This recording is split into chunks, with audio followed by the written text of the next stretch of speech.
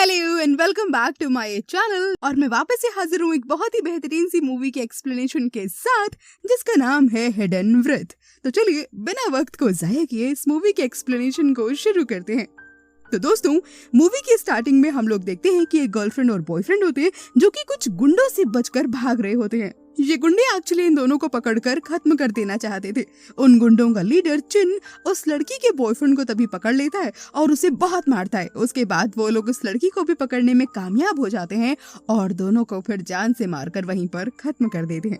इसके बाद मूवी का सीन शिफ्ट होता है और यहाँ पर वापस से हम लोगों को एक कपल देखने को मिलता है जो कि गांव की नदी किनारे मछली पकड़ रहे होते हैं। वो दोनों एक्चुअली में एक दूसरे से बहुत प्यार करते होते हैं और शादी करने वाले होते हैं। यहाँ पर लड़की का नाम बुआ और लड़के का नाम जॉन होता है और ये लड़की एक्चुअली गूंगी होती है। जब ये लोग वहाँ से गांव की तरफ वापस जाने लगते हैं तभी वहाँ पर कुछ लड़के आकर उन पर पत्थर फेंककर हमला करते हैं और फिर वहाँ से भाग जाते हैं। पर बुआ के सिर पर एक्चुअली में चोट लग जाती है जिसके कारण बहुत ही ज्यादा खून बहने लगता है। जॉन उसे उसके घर पर लेकर जाता है और बुआ की माँ उसकी चोट पर जड़ी बूटियां लगाती है। लेकिन जो बुआ होती है वो अचानक से रोने लगती है क्योंकि उसे उसके पापा की याद आ रही होती है। वो अपने पापा को हर दिन बहुत मिस करती थी।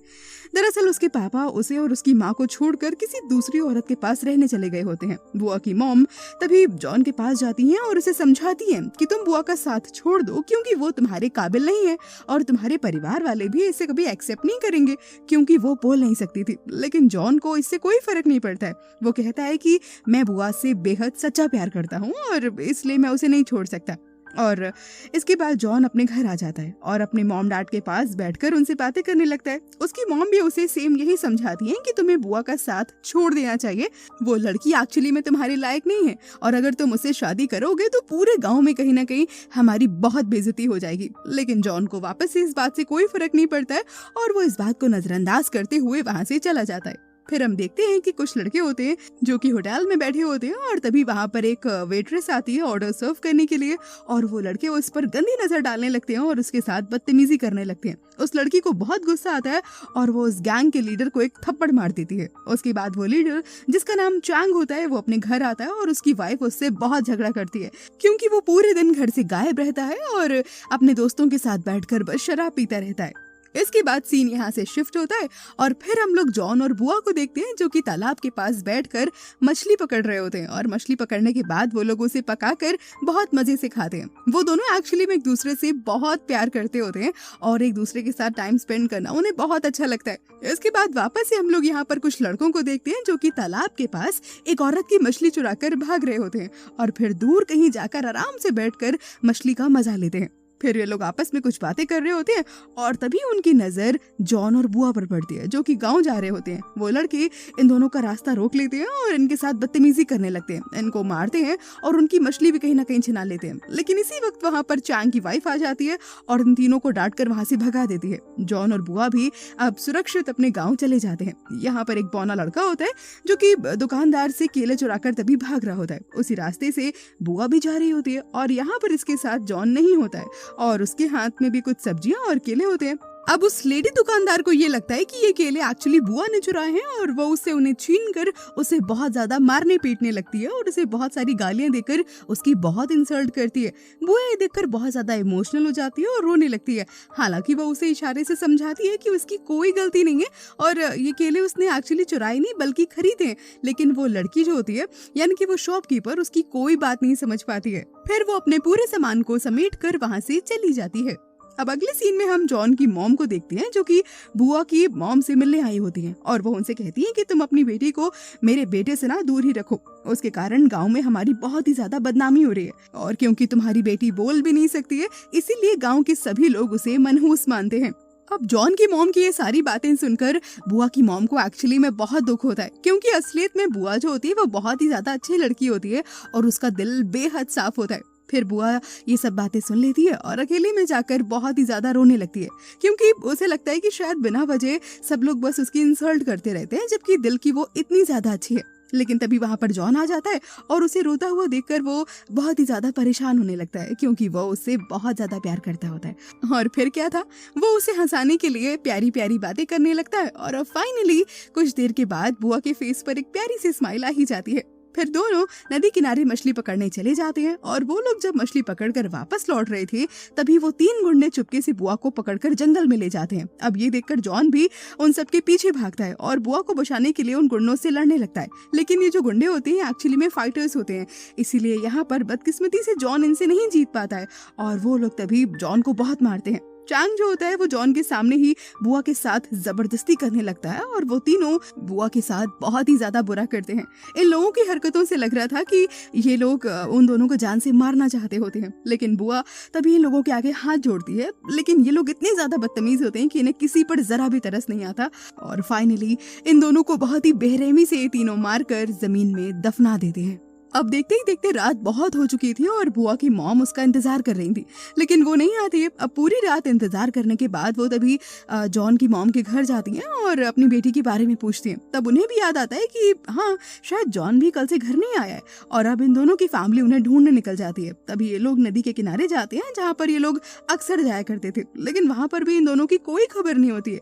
उन लोगों की नजर तभी एक लेडी पर पड़ती है और वो लोग उससे अपने बच्चों के बारे में पूछने लगते हैं। तभी वो औरत कहती है कि मैंने उन दोनों को जंगल की तरफ भागते हुए देखा था और उनके पीछे वो 3 गुंडे भी पड़े होते हैं। ज्यादा पता करने पर इन्हें पता चलता है कि वो चांग और उसके आदमी होते हैं और तभी इन दोनों की फैमिली चांग के पास जाती है और इनसे अपने बच्चों के बारे में पूछने लगती है। लेकिन तभी जो चांग होता है वो उनके किसी भी सवाल का कोई जवाब नहीं देता है, बल्कि उनकी बेइज्जती करके उन्हें वहां से भगा देता है। अब ये लोग पुलिस स्टेशन जाते हैं और अपने बच्चों के मिसिंग रिपोर्ट लिखवाते हैं, लेकिन क्योंकि इनके पास कोई सबूत नहीं होता है, इस कारण पुलिस भी इनकी कोई मदद नहीं कर पाती है और ये लोग बहुत ही ज्यादा अपसेट हो जाते हैं और अपने अपने घर वापस चले आते हैं। अब वापस आकर जो बुआ की मॉम होती है वो बहुत ही ज्यादा रोने लगती है, क्योंकि वो लोग बहुत ज्यादा गरीब होते हैं, इसीलिए कोई भी उनकी मदद करने के लिए तैयार नहीं होता है। अब उन 3 गुंडों में से जो एक लड़का होता है वो जंगल की तरफ जा रहा होता है, जिसका नाम लेक होता है और वो बहुत ही ज्यादा उदास होता है क्योंकि जॉन और बुआ को मारने के बाद उसे बहुत ही ज्यादा गिल्ट हो रहा था। और तभी जो उसके दोस्त होते हैं वो वहां पर आते हैं और उससे पूछते हैं कि वो क्यों उदास है। तभी वो कहता है कि यार, शायद हमें गाँव वालों को चलकर बता देना चाहिए कि जॉन और बुआ को हमने ही मारा है।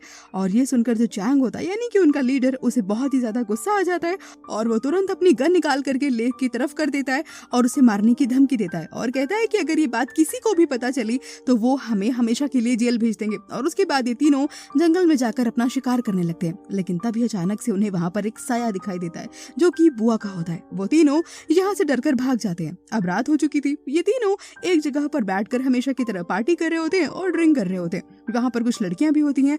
ये लोग बहुत नशे में होते हैं। जब ये लोग अपने अपने घर जाने लगते हैं तभी तीनों में से एक एक करके बुआ जो होती है वो सबको दिखाई देती है। ये लोग बहुत ही ज्यादा डर जाते हैं। उसके बाद से हमेशा उन्हें बुरे बुरे सपने आने लगे थे और हर तरफ उन्हें बुआ का भूत ही नजर आता था।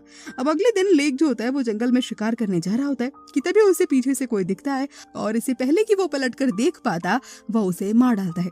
अब इसके बाद जो दूसरा दोस्त होता है उसे भी ऐसे ही बहुत ज्यादा डरावने सपने आ रहे होते हैं। तभी वो अपने गॉड के पास जाता है और उनकी पूजा करने लगता है क्योंकि उसे ऐसा लगता है कि गॉड उसे आत्माओं से कहीं ना कहीं बचा लेंगे। जो चांग होता है इसे भी कहीं ना कहीं बहुत ही ज्यादा डरावने सपने आने लगे थे। अब अगले दिन इन दोनों में से एक जो होता है वो नदी के किनारे मछली पकड़ने जाता है और इसे भी यहाँ पर कोई जान से मार डालता है। अब इन तीनों में सिर्फ और सिर्फ चांग जिंदा बचा होता है, यानी कि उनका लीडर, और ये अपने घर में आराम से सो रहा होता है। तभी उसे कुछ अजीब सी आवाजें सुनाई देती हैं और जब उसकी आंख खुलती है तो वो उस आवाज का पीछा करते हुए निकल जाता है और तभी उसे कहीं ना कहीं बुआ नजर आती है। वो जल्दी से चाकू निकाल कर उसे मार डालता है, लेकिन जैसे ही वो उसके नजदीक जाता है तो उसे पता चलता है कि ये कोई और नहीं बल्कि उसकी वाइफ होती है और ये देखकर वो पागलों की तरह रोने लगता है। इतने में ही तभी पीछे से कोई आकर उसके सिर पर डंडा मारता है और उसे बेहोश कर देता है।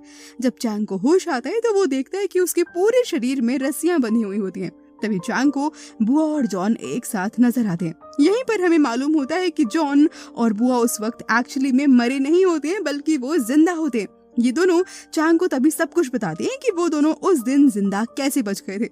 एक्चुअली में जब इन तीनों ने उन दोनों को जमीन में गाड़ दिया था तभी कुछ देर के बाद बारिश शुरू हो जाती है, जिसकी वजह से जॉन को कहीं ना कहीं ऑक्सीजन मिल जाती है और वो बच जाता है। और जैसे ही वो बाहर निकलता है फिर वो तुरंत बुआ को भी कब्र से बाहर निकाल लेता है और किसी तरह इन दोनों की जान बच जाती है। इसके बाद ये चांग को ये भी बताते हैं कि इनके बाकी दोनों दोस्तों को भी इन दोनों ने ही मारा है। एक दोस्त के प्राइवेट पार्ट में गोली मारकर उसे खत्म कर दिया था और दूसरे को पानी में डुबोकर बेरहमी से मार डाला। और अब यहाँ पर सिर्फ चैंग बचा होता है और अब वो इन दोनों के सामने वैसे ही गिड़गिड़ाकर भीख मांगने लगता है जैसे कि कहीं ना कहीं इन दोनों ने उनके सामने मांगी होती है। लेकिन ये लोग उस पर जरा सा भी रहम नहीं करते हैं और रस्सी से उसे उल्टा लटकाकर वहीं खत्म कर देते हैं। और इस तरह से इन तीनों दोस्तों को बेरहमी से मारकर अब इनका बदला पूरा हो जाता है और उसके बाद ये दोनों हंसी खुशी अपने घर वापस लौट जाते हैं और एक अच्छी लाइफ जीने लगते हैं। तो दोस्तों, कैसी लगी आपको ये लव स्टोरी जिसमें कहीं ना कहीं लास्ट में हैप्पी एंडिंग हो ही जाती है? अगर आपको ये कहानी अच्छी लगी हो तो इस वीडियो को लाइक कीजिएगा, इसे अपने दोस्तों के साथ शेयर कीजिएगा और हाँ, इस चैनल को सब्सक्राइब भी कीजिएगा। मैं जल्दी से वापस आऊंगी किसी और अमेजिंग सी मूवी की कहानी के साथ। Till then take care, bye bye.